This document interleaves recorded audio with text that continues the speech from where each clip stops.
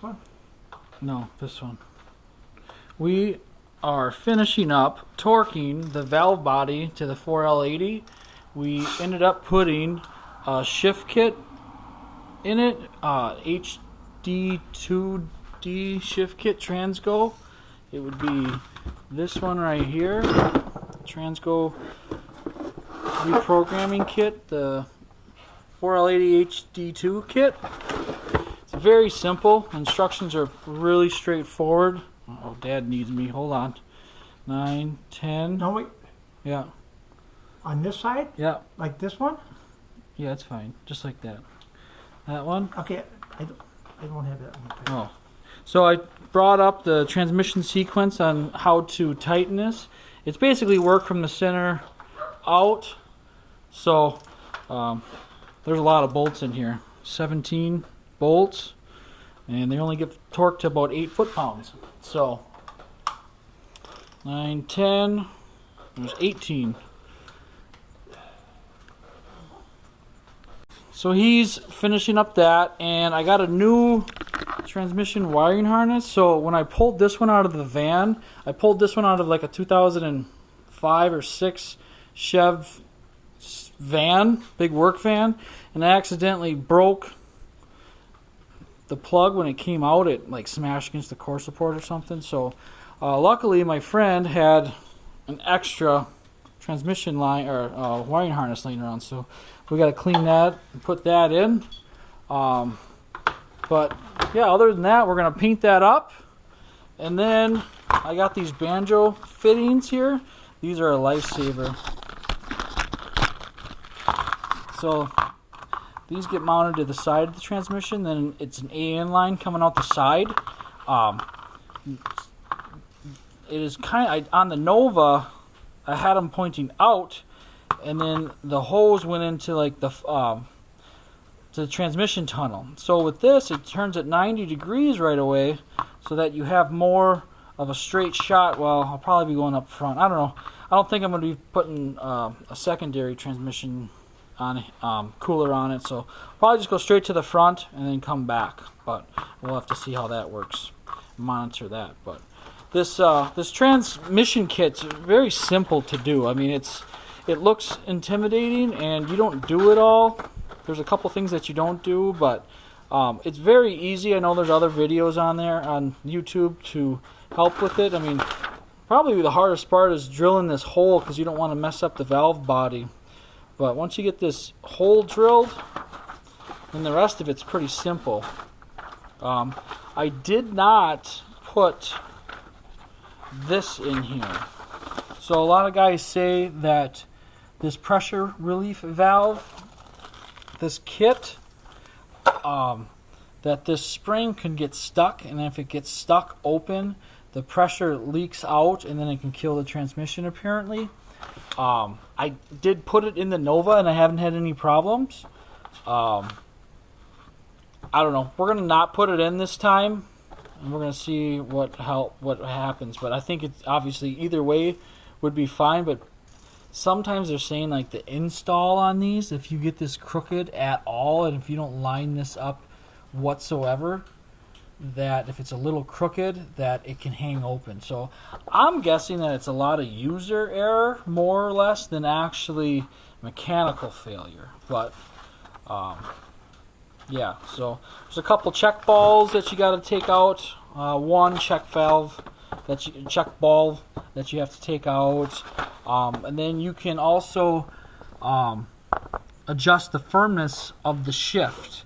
And we went with the average on the Chevelle here. I think on the Nova, if I recall, I did a firm, which would be a 3/32 drill bit, and we used a 5/64 drill bit, and we just reamed the hole out. Or Dad just reamed the hole out just a little bit to give it the correct decimal size that they wanted in there. So yeah, other than that, I mean, you know, a couple hours and this thing's in and out. And there are some internal upgrades that we did not do, that you have to take the front pump off and install this new spring, and I didn't do all that. I didn't do that on the Nova. It just says upgrades if trans is apart, so I think we'll be good with that. So looks like he's finishing up that. I have to get a new transmission filter for this, and then that's garbage. So then we can put this back together. We're gonna paint it, and then I can put this back together as one, because right now that's just the mock-up 4L80 that's on there. So we should be good to go with this. Put the new mount on here and get this thing painted up. So this is where we are at right now. So everything is installed here. This new wiring harness is installed. A brand new GM filter, along with, it comes with a bushing too. This bushing over here, it comes new with. You just tap that, you just pop the old one out and tap the new one in. Got the pan all cleaned, and I'm gonna bolt all that back together. And then I am going to spray the transmission with this Aluma Blast. I don't know, I've seen some reviews on it, and we're just going to scuff that transmission up. I'm just going to scuff it with some degreaser, like some M600 degreaser, or like for auto body degreaser.